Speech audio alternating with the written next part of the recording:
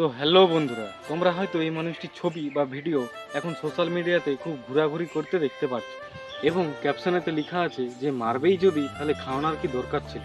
এই যে এই ভিডিওটি এবং ক্যাপশনটি যে সোশ্যাল মিডিয়ায় এত ঘোরাঘুরি করছে, এর আসল কারণ কি, চলুন সেই নিয়ে আজ আলোচনা করব।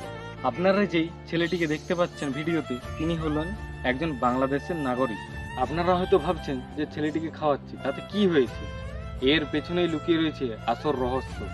এই ছেলেটি একসময় খুব মেধাবী ছাত্র ছিলেন। তাদের সংসারে ছিল 4 জন, তার বাবা মা এবং 2 ভাই। হঠাৎ একদিন তার বাবা মা তাদের 2 ভাইকে ছেড়ে চলে যায়।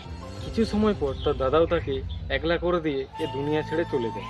এবং তার দাদা চলে যাওয়ার পর যখন তার দেখাশোনা করার মতন কেউ ছিল না, তখন সে পাগলের মতন হয়ে রাস্তায় ঘোরাঘুরি করত। লোকে তারা 2-4 টাকা দিত এবং খাবার দিত, সে খাবার খেয়ে সে বেঁচে থাকত। একদিন সেই খিদার জ্বালায় ঢাকা বিশ্ববিদ্যালয়ের হলে ঢুকে পড়ে এবং তারপর ঢাকা বিশ্ববিদ্যালয়ের ছাত্রছাত্রীরা তাকে চোর ভেবে তার উপরে ঝাঁপিয়ে পড়ে এবং তারপর ছেলেটিকে খুব মারধর করতে থাকে এবং ছেলেটি চিৎকার করে বলতে থাকে যে আমি চোর নয়, আমার চারটি খেতে দাও। তারপর তাকে খুব যত্ন করে খাবার খাওয়ানো হয় এবং সে যেহেতু মানসিক ভারসাম্যহীন একটি ছেলে ছিল, সে বুঝতেই পারেনি যে এটি তার শেষ খাওয়া ছিল।